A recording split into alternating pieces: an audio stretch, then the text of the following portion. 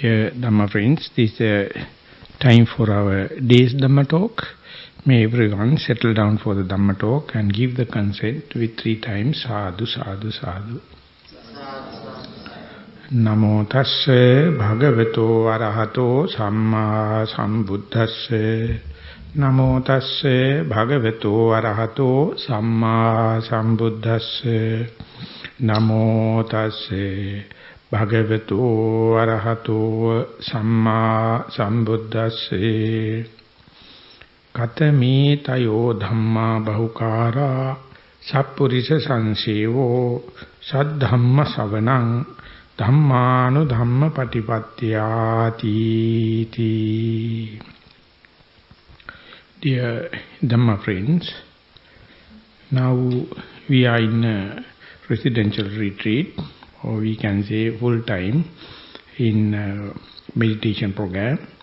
So we know in our lifestyle, very rarely we get a chance like this to have meditation or mindfulness throughout the day or day after day.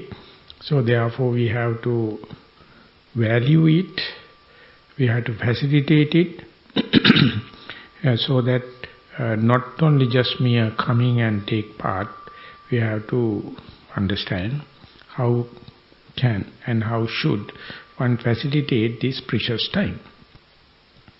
For that, the Buddha, the most qualified person to enumerate that, he says, according to his understanding, there are 5 ways one can help promote or one can facilitate this kind of a meditation.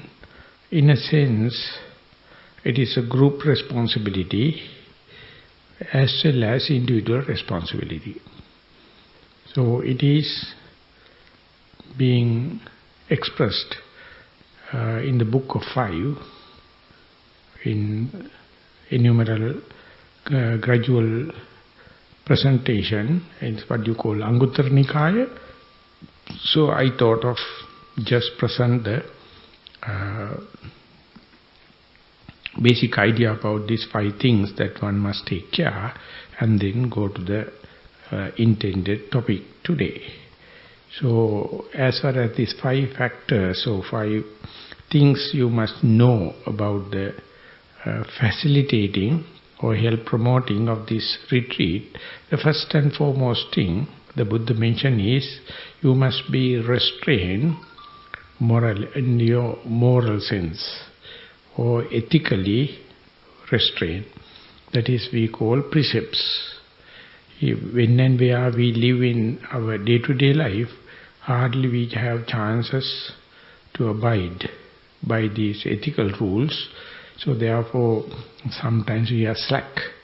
But when and where you go and take part in a retreat like that, you have to go for a higher ethical values or moral restraint. That is why we take 8 precepts.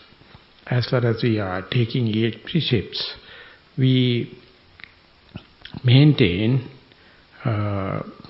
more than our day-to-day ethical code 5 precepts.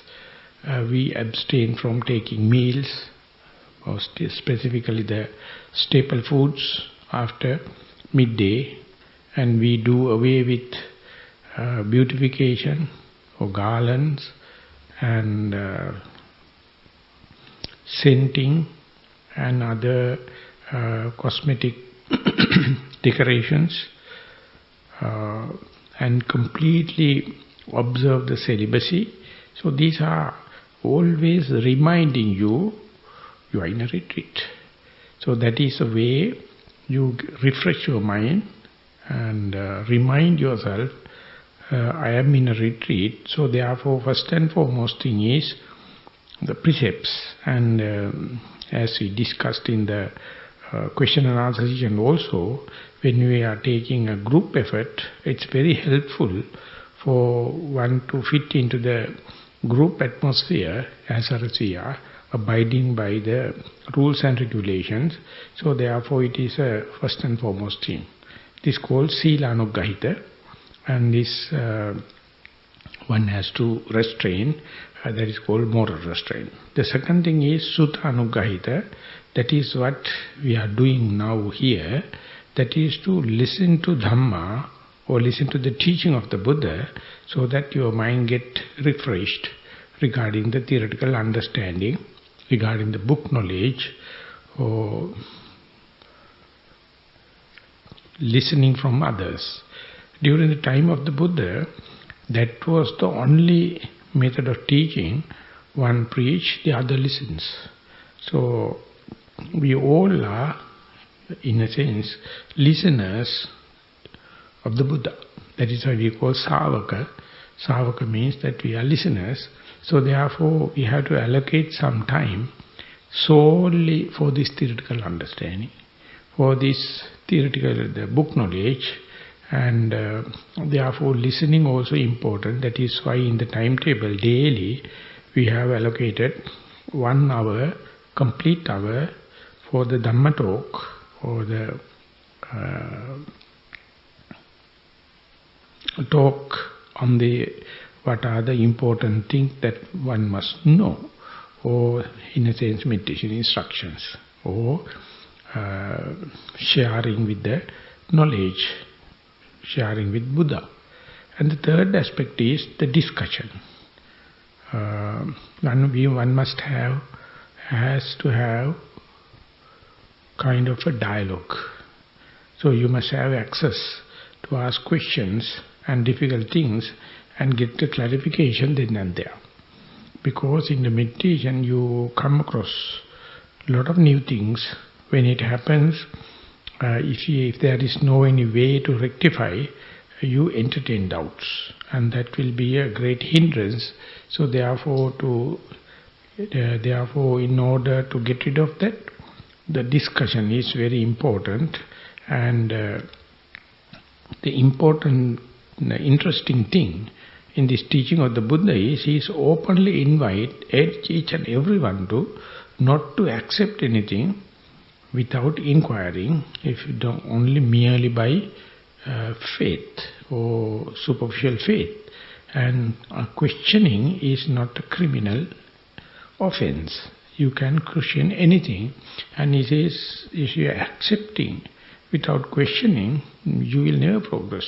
You will never have a radical idea, radical reflection. So therefore, discussion is very important. So not only the moral restraint, not only the listening to Dhamma and learning, but also you must discuss. So this is the way you facilitate yourself.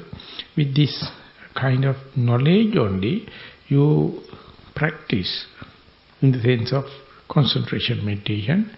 Therefore, even though you have thoroughly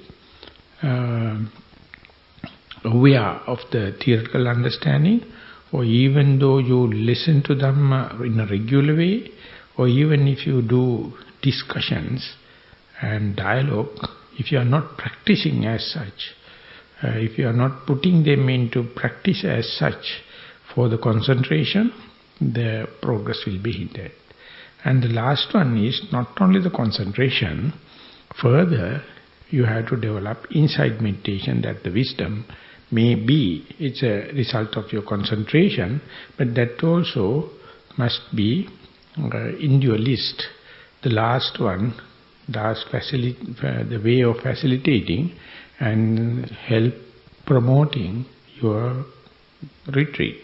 So that is why we have agreed upon a timetable, and we all abiding by it, thinking this is the best way we can make use this time to be moral or moral restraint, and to refreshing our knowledge by listening to Dhamma and discussing whatever the theory or practical thing pertaining to our meditative life. And individually we are sitting and meditating. There also the sitting meditation is more towards the concentration or serenity. The meditation or contemplation or mindfulness in in other activities, developing mindfulness in other activities, not only help promote serenity and the concentration, it open windows for wisdom, for practical aspect, that is called vipassana. That is how we are going to make use time. So having said that, we have selected special topic for this particular meditation retreat, and I got the quotation from one of the discourses of the Buddha, known as Dasuttara Sutta. If you are interested in finding references, you may go to the Digha Nikaya, that is long sayings, and that is the last discourse. It was a very long one. I took one aspect of it. As far as the Dasuttara Sutta as such, it's a kind of a compilation, it's a kind of a graphic presentation or tabulated presentation during the time of the Buddha. And Venerable Sariputta took pain to accumulate all the knowledges, all the discourses in a gradual way and put that into a graph or a table, 10 by 10. The first 10 questions pertain to the single aspects. Second questions are pertaining to the 2 points, aspects.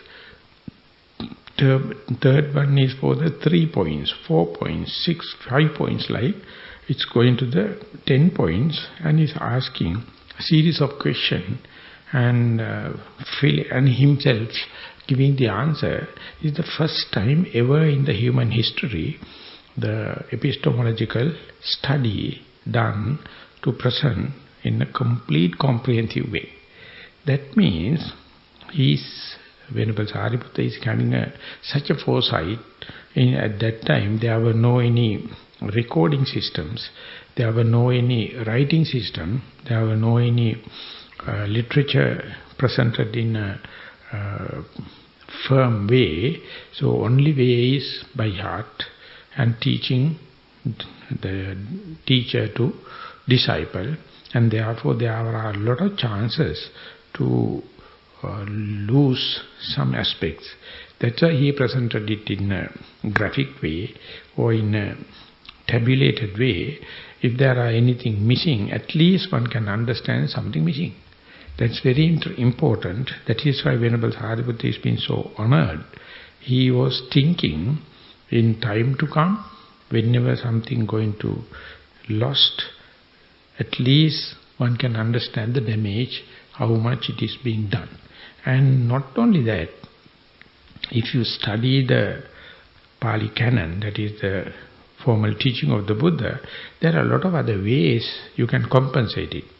So that is how he presented it. And later, after the great demise of the Buddha, all the disciples, the great disciples, enlightened disciples, took number of synods or conferences to make sure every teaching, every aspect of teaching is not being lost and it is being continuous. And Venerable Sariputta's skeleton or the way of presentation was, they have taken as the rule of thumb or methodology. So therefore Venerable Sariputta recognized as the treasurer, the general of the Dhamma. He can command. He is in command of Dhamma because he knows how is the gradual presentation. So the Dasuttara Sutta in that sense is very important one. I selected the book of 3 and the first question. Venerable Sariputta is asking, Katame tayo dhamma bahukara. And first he says, he asked the question, what are the 3 things that is much helpful for a practitioner or for a Buddhist mendicant? And he asked, what is the single aspect helpful? He's asking, what are the 2 aspects helpful? And now here, in the book of 3, he's asking, what are the 3 aspects most helpful for a practitioner. That means person like us. And then he gives the answer. These are the three things. First and foremost, he mentioned that is association with noble friend, or intercourse with noble-minded person, or true person. That is so important. The Buddha himself phrased it. He says that way of life outside world is always having universal problems, creating day by day, but the worldlings have no any way out. They know they are leading to chaotic life, but no way out, because mostly we are associating not so much of a noble people. We are associating people with lack of morality, lack of knowledge, lack of practice, and not concerned about the things as they are. They are rather perverted in their minds, and they are cheating. They are with a lot of agenda. That is why many are easy to associate, but they are not leading anywhere, rather they are misleading.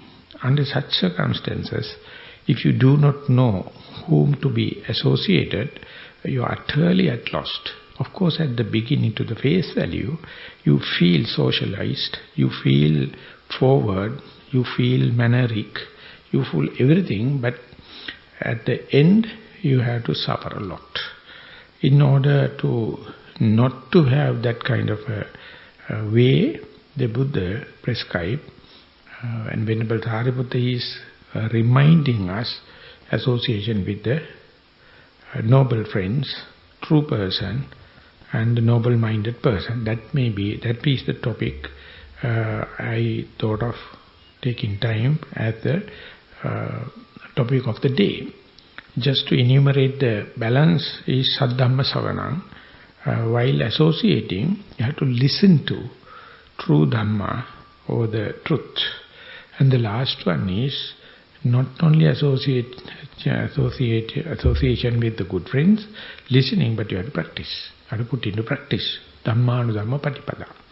And the first one, as far as the association with the noble friend, association with the true person is concerned, the Buddha is the first and most complete person if he can associate with.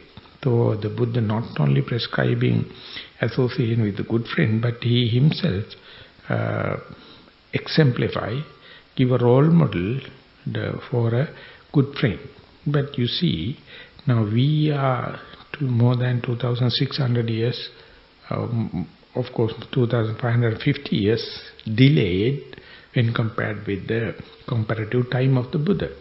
So therefore, it may be a reason to be regret if we are only expecting the Buddha, that's a supreme example. So therefore he says, if the Buddha is not available, any enlightened being, fully enlightened being, can fairly lead another person. So therefore you must understand, if available, in the sense, if the Buddha is not available, please find another fully enlightened being. And if that is not available, see other enlightened beings. And if it is not available, see virtuous person. Likewise, you must always try to see another person more virtuous than you. That is the way we make it positive.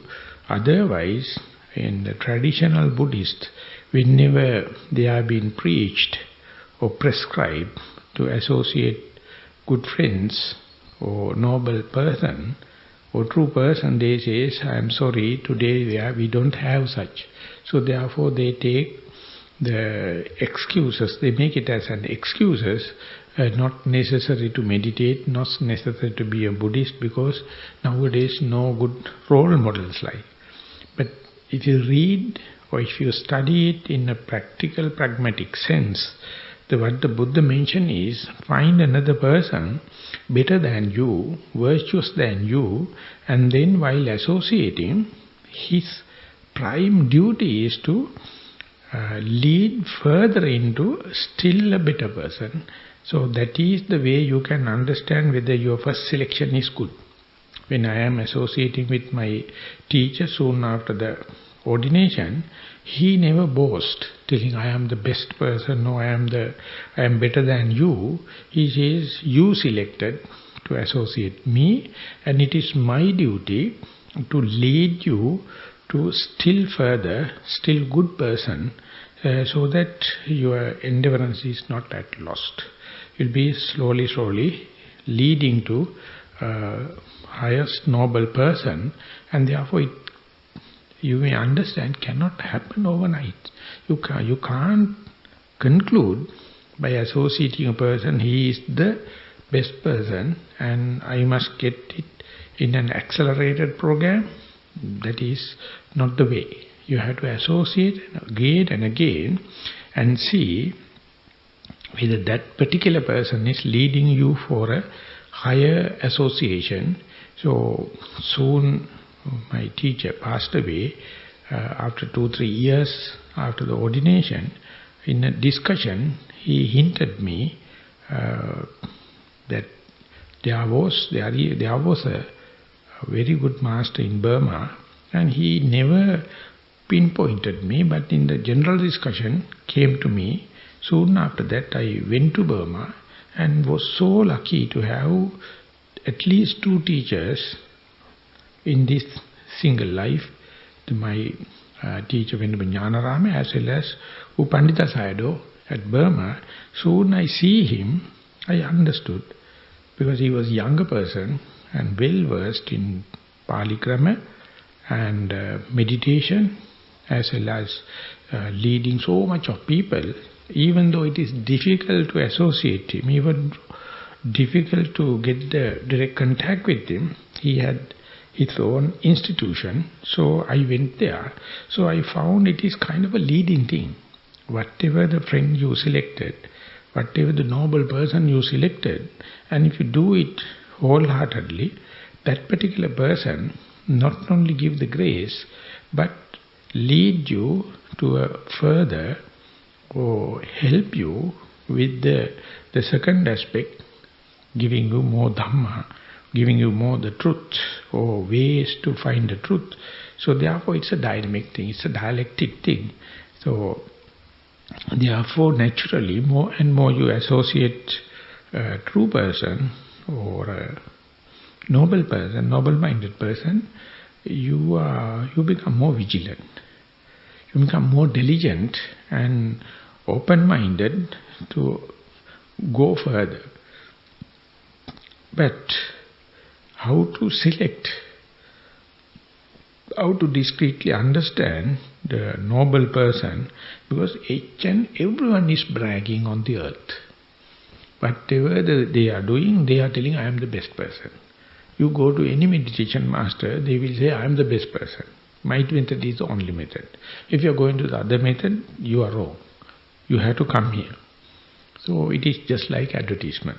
Under such circumstances, even though there are a number of options, what to select? It's very difficult.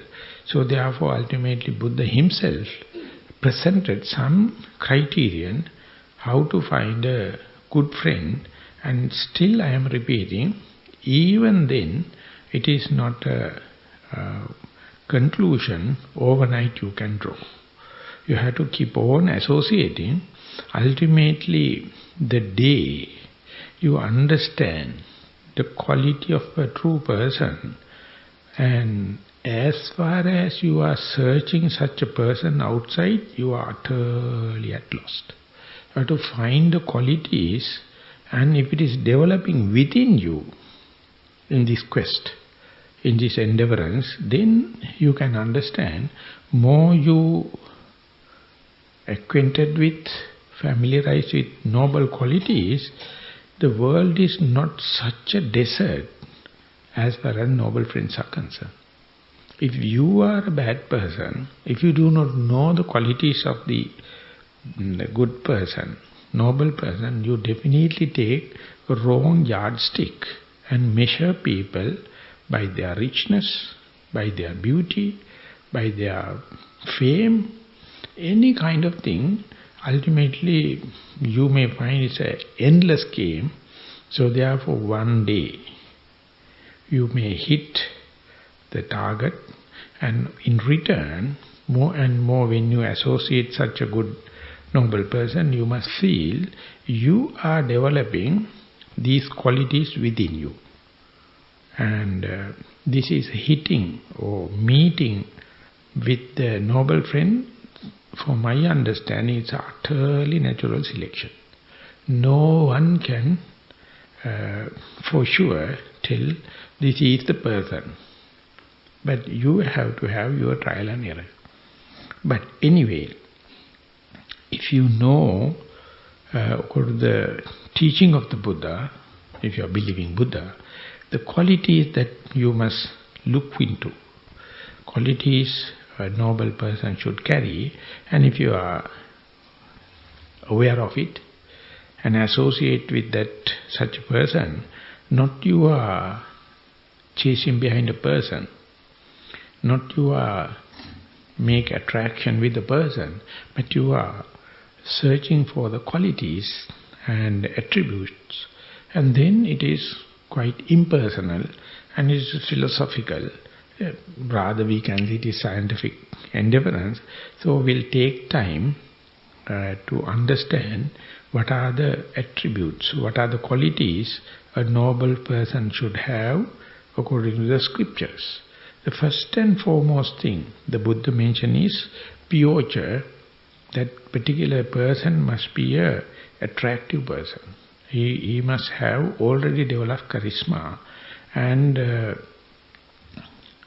socially accepted person, not occult, not mystics, not any the self-torturing kind of thing.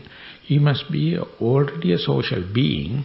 He must be a pyocha, that means socially accepted person he must be. You are not the only disciple. Already he should have developed reputation. So that's one of the qualities. So he is already doing his own service, carrying the message, and you can see he is a lovable person, attractive person. Garu is a respected person. He is not just attractive by his beauty, not by his money, not by his just mere fame, but he must already received respect from the society. So that his lovable nature together with his respectful nature indicates that hardly you find these two qualities with one single person. So they are, and bhavaniyocha, third aspect is not only you, even other people already would have recognized him, and he is receiving the loving kindness of other people. That means you are not at risk. You are not the first person. Bhavaniyocha is a person already received the loving kindness and the compassion from the other people. So therefore, by the time you recognize, he should have these three qualities: pyocha, garu bhavaniyocha, that means a lovable person, on a respective way, because he is demeanor or the moral restraint is above average of the social level. And people knows, not only you, people knows that is the way you can find out a noble friend.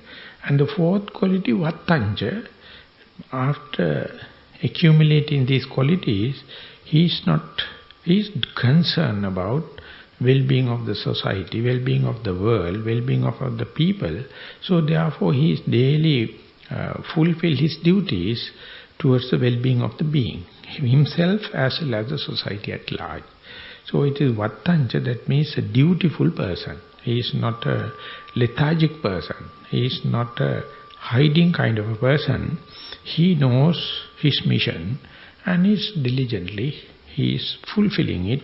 Vattancha, vachanakkamo, as far as he is doing these things, not only he get 100% praise and fame, some people come and find fault with him and blackguard him and criticize him, but he really understand how to put up with this kind of a criticism. He never vehemently attacked, he never vehemently reacted, but he is very patient under such circumstances. He never expect in the sense, the whole world must follow me, the whole people must praise me. He don't think so. So therefore, Vachanakkhama is a forbearance. Whenever the people give the destructive criticism, that's a very nice and very practical aspect. He must not retaliate. He must continue his work, and he expect, not society at large, always ready to praise him, and that is not the matter.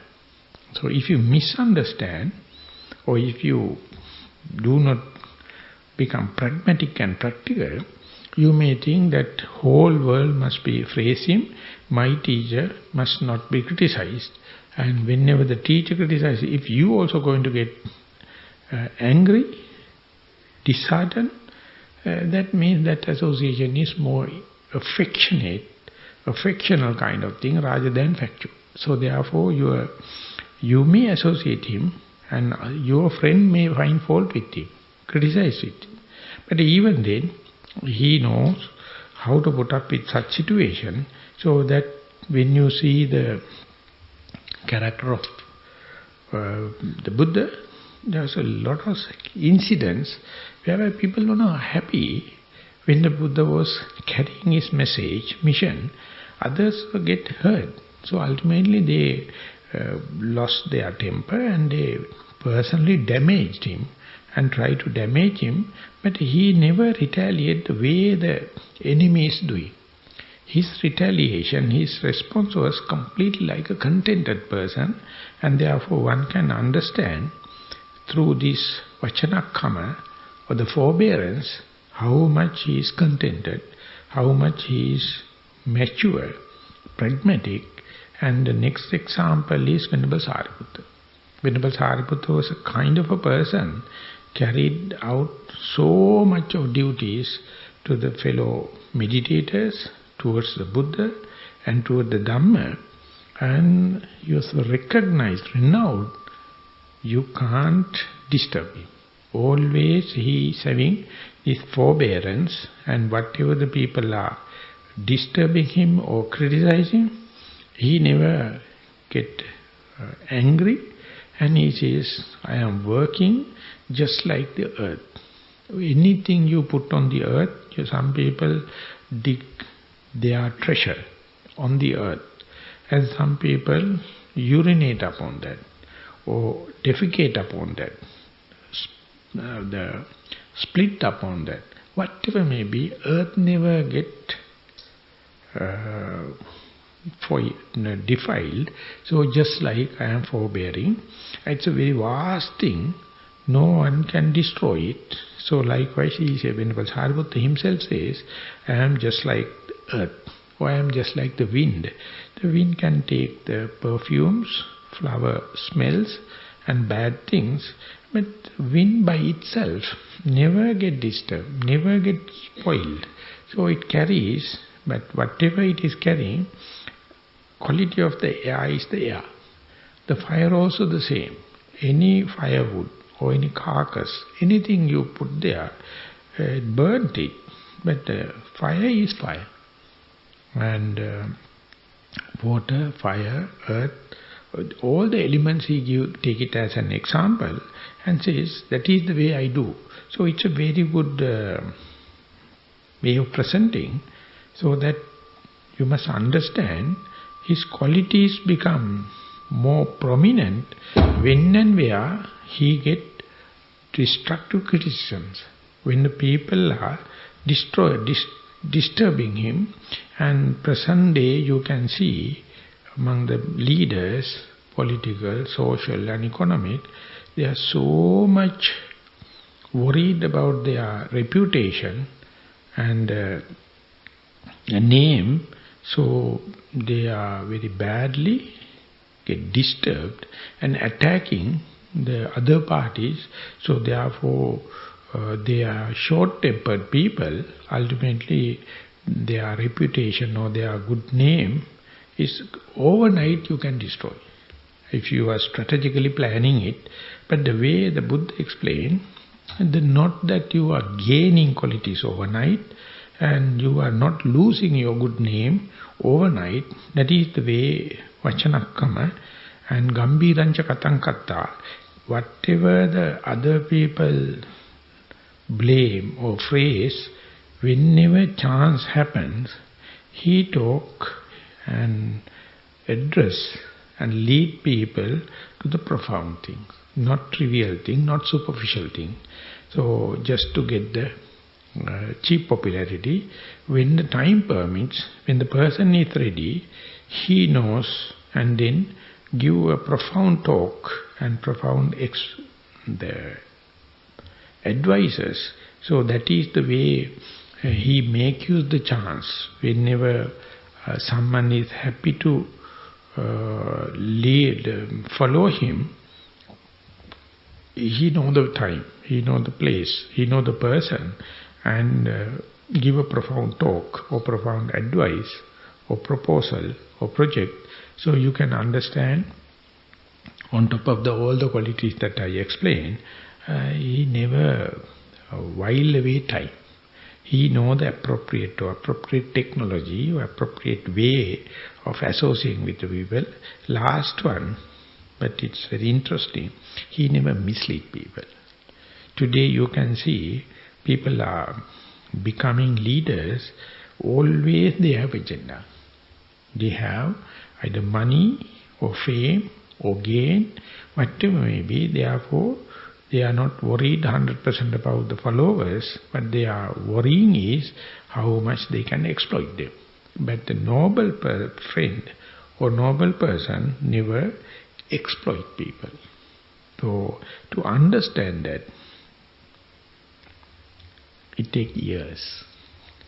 I can understand as far as I am in this meditation sphere, so much of people make rhetoric and efficient talks and way of advertising going on, and people get attracted, but take so much of time to understand they are in a subtle way misleading people or misusing people, and ultimately by the time you understand it, you get fed up with all the religious aspects, all the spiritual aspects, because you think the whole world is like that.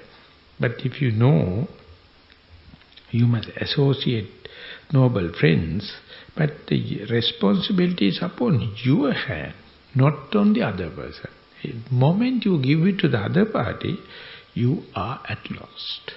So that is very difficult, unless otherwise you put into practice. When you are putting into the practice whatever the prescription is going to give, then only you can understand whether this practice is leading to less and less stress, less and less frustration, less and less mental illness, less and less physical illness, then you gain. Otherwise, if you believe out of His grace He will liberate you, out of His grace He will save you, that is the way you become a fool, not associating good friends, but by selecting such a person, you can ruin yourself. And that is happening when you read or whatever may be the spiritual books or sacred books or teachings. It is not lacking any that kind of events throughout the human history. People are misleading others. So therefore selecting a noble friend is not so easy, but it's very crucial. It's very important. So it's a trial and error. So when I was in Burma, my teacher, Upanita Sayadaw, he says, and many people come in seek of leadership to there, and it is natural. But whenever you go there, he says, if you are not practicing what I am telling in a diligent way, you will never develop these qualities within you. You will not be the attractive person or lovable person. You will not receive the respect of the others. You will never be praised by the others. So when and where you develop within yourself as disciples, then you will understand how difficult on this earth to develop this kind of qualities, even if you get proper direction and the role models, and more you learn profoundly. Day by day you understand how much valuable your teacher is. Likewise, more you understand qualities rather than personality or personal attraction, then you understand how to understand normal other person and to praise your teacher, and you will get more and more abiding by him, attracted by him. So he says, if someone is going to say, today's world is a desert regarding the noble friend, your mind is a desert. Whenever you are lacking of any qualities, you find world is lack of qualities. Moment you start to gather good qualities, you find world by itself is not so bad. You do not know how to select. That is a selective absorption, selection. It is up to you. So therefore, if you do not know the good and the bad, good and the better, you will always plug into the wrong thing. Then you have to suffer. So before you get plugged into, before you get connected into, you have to give a rational thinking with your common sense.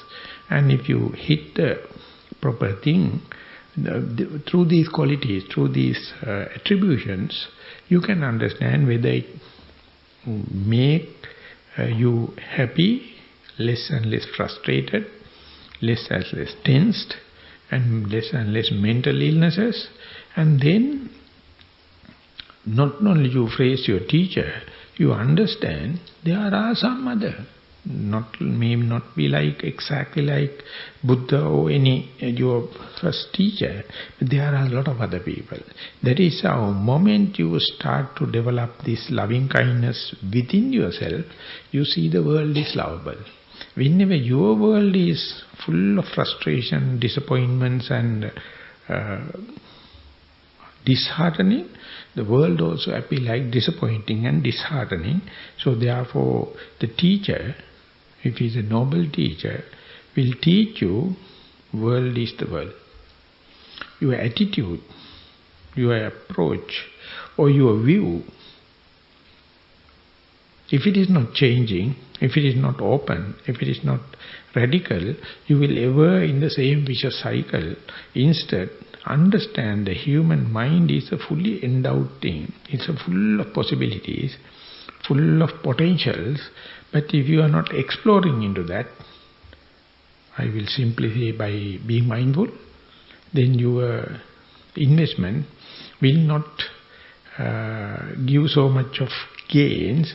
So therefore the prime object of the teacher is to teach you, give you the key how to understand your own potential, how to understand your own humanity, how to understand the opportunity in each and every moment. So the key is mindfulness. So when the teacher is teaching you the mindfulness, he is not giving anything.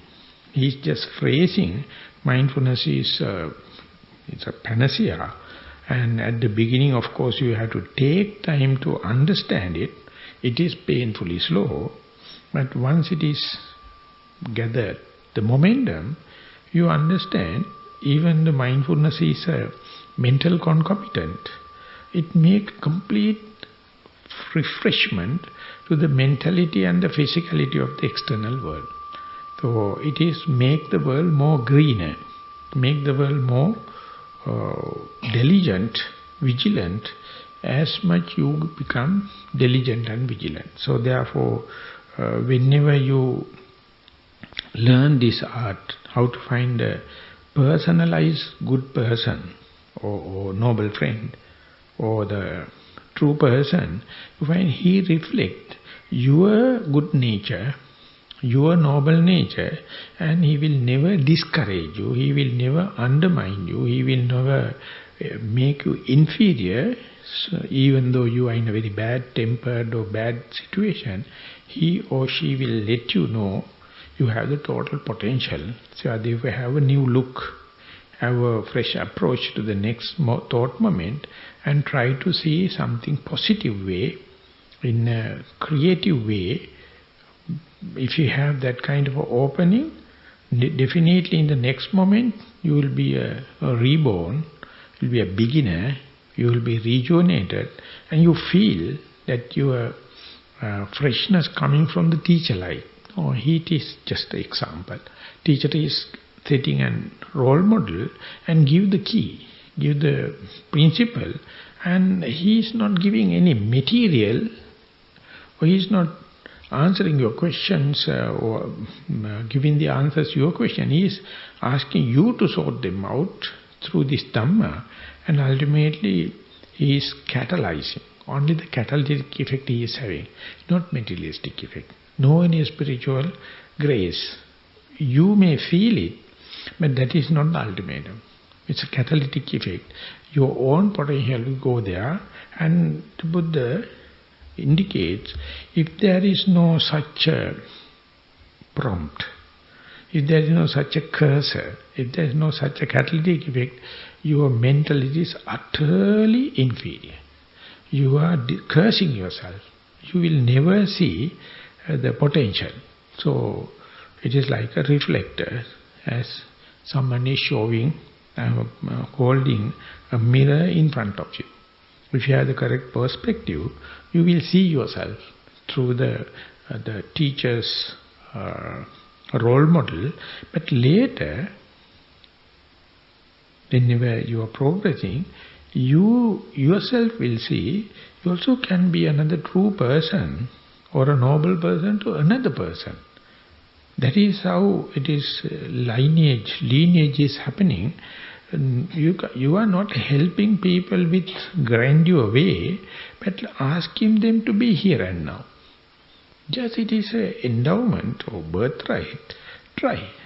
Even if you are in a disappointed situation or an elated situation, try to be here and now. Ultimately it becomes infectious.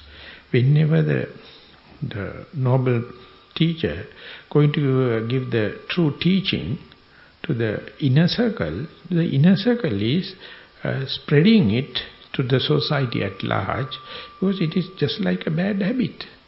It's contagious.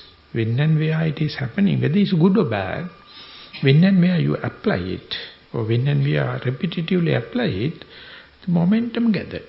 And when that is happening, you may see that contagious nature never concerned whether the other person is a male or female, and the other person is a Buddhist or non-Buddhist, whether the other person is learned or not, the other person is rich or young, poor, young or old. So that is how the nobleness of this teaching is happening through this noble friend. And at the beginning, when you are searching your noble friend, you may be a desperate person or maybe a disappointed person. But when and where the association happens, you find it is because of your narrow-mindedness. It is because of your attitude, and you yourself do not know your potential, and you do not know the damage of the inferiority complex. And being so rich, being so potential with possibilities, you never try. You never give a radical chance, unless otherwise catalytic effect. The prompting is happening. So in that sense, the teachers appear like sending you on a risky mission, sending you for the adventurous thing, and giving the moral to go and do it, ultimately understand your own potential. So therefore the Buddha says, whenever you have no association with the good friends, or if you consider this a starting point, if there is no association with a good friend, whatever you believe is wrong. Because you are believing untestable, unverifiable thing, and it is becoming utterly superficial, unfounded faith, and never think about put into practice. Whenever you associate with a good friend, he also asking the faith, he also making use the faith, but he says this is verifiable, maybe within few days. Do it again and again. When and where you put into practice, you are the very person, make use the faith, put into practice and gain the results, and therefore ultimately you understand a kind of a faith from unfounded, superficial faith to verifiable faith. That is the point where human mind exists, extraordinary from the other animals. Animals they have equal faith, but it is instinctively they are limited. They can't test new things. Therefore their evolution is so slow. But if you associate with a good friend and you have the faith, that means experimenting capacity, of course you are running a risk. Of course you are taking a chance, but there may be a better chances for the accelerated way of gathering the momentum. So therefore when and where you develop that kind of a faith means that verifiable kind of faith, then your radical reflection, that is risk-lover nature, experimenting nature is increasing. So that is not religious. Then onward it is not religious, because religion never allow you to go beyond the boundaries. It always abiding you, but if you associate a good friend, give a kind of a verifiable faith, verifiable experiments, of course within the social norms, and then you are not afraid of put into practice your own quest, noble quest, that is called yoniso manasikara. That means radically you are ready to reflect upon that. When and where you radical reflection come into being, sometimes some people translate it as a wise reflection, then you see under such circumstances mindfulness is the key factor. You must be here and now, and that is verifiability. So therefore when and where you do kind of a radical thing, always keep be aware, it must be here and now, and then immediately you can understand whatever the past mistakes or whatever the past demerit you earn, the next moment is fresh. If you can go open-minded, you can forgive and forget about yourself, and next moment is fresh. So there you find your dragging backlash or your regret or your inferiority is because you are not reflect things radically. You have grudges. You have harboring nature. Whatever you harbor is negative. No good, nothing. Good thing is the next moment is fresh. If you can go into that, that is what you call sampajanya, the clear comprehension. And the very beautiful thing, the relationship the Buddha presenting is, it's of course in a different discourse, when you have that kind of a clarity, you develop moral fear and moral shame. You feel responsibility to the society. You feel when you are hurting the nature, hurting a being, living, or human or other, you see it never go without the consequences. So therefore, when and where you are radically reflecting and understand, clearly comprehend it, you can't exploit it. You can't have favors. It's one-to-one. If you do bad, the bad will happen. If you do good, good will happen. So 1 to 1, good begets good and the bad begets bad.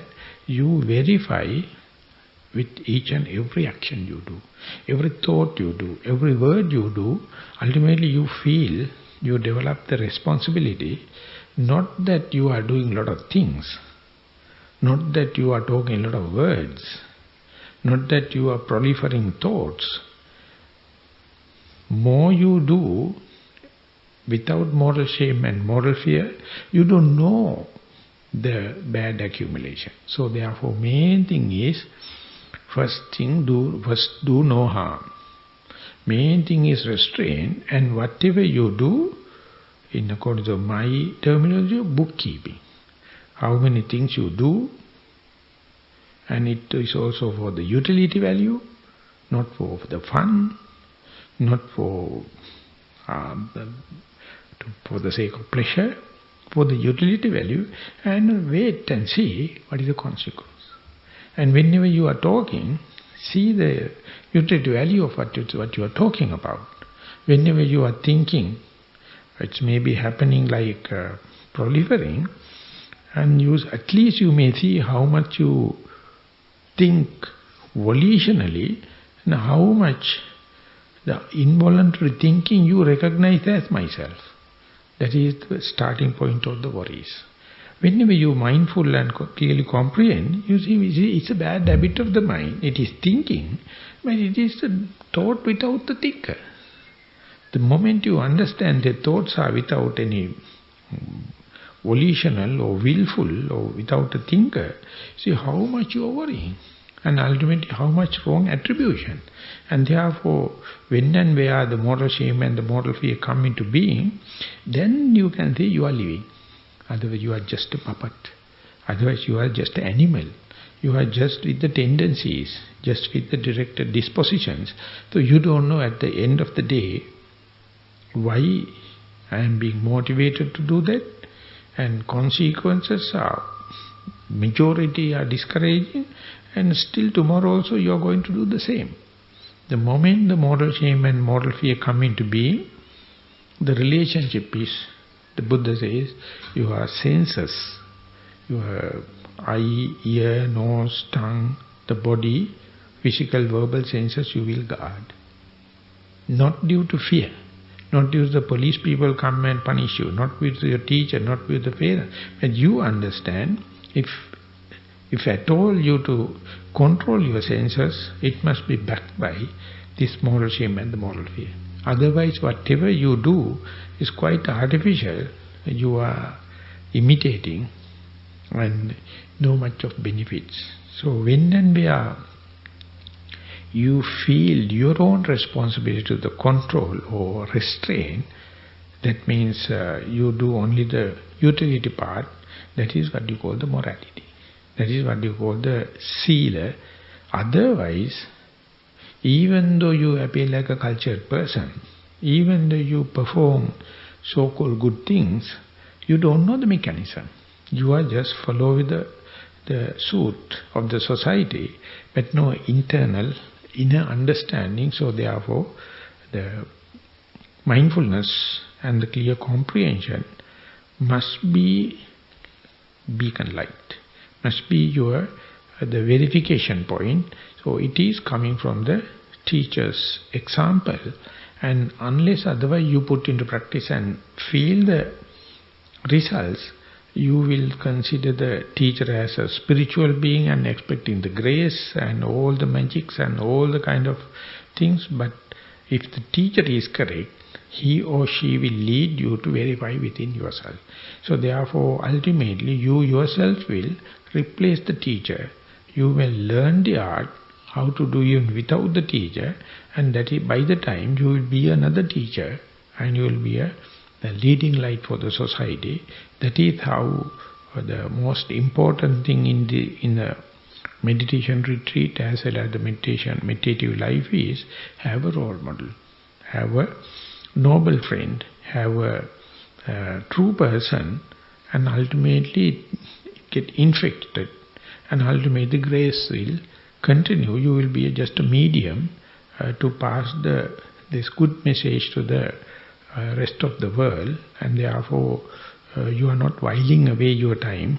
You are just not merely controlled by the pleasure principle, even though the society at large is following it. Not that you are following a torturing method, not that you are going to have a self-mortification. You are also a lovable person and still carry the message. So therefore, these retreats or their meditation or this kind of a mindfulness is going to give the potential, going to give the reveal the potential, and ultimately you will learn the art where to hit whenever you are associating with another person, but to give the highest benefit. And it is, you take example from your own history, and that is how it is going. That is how the message came up to date after even 2,600 years.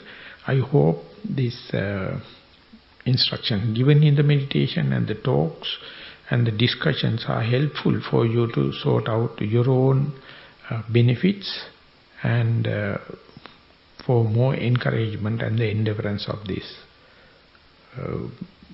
venture, and wishing you more and more diligent and mindful practice. I would like to sum up the talk today. Thank you very much for listening. Sadhu, sadhu, sadhu.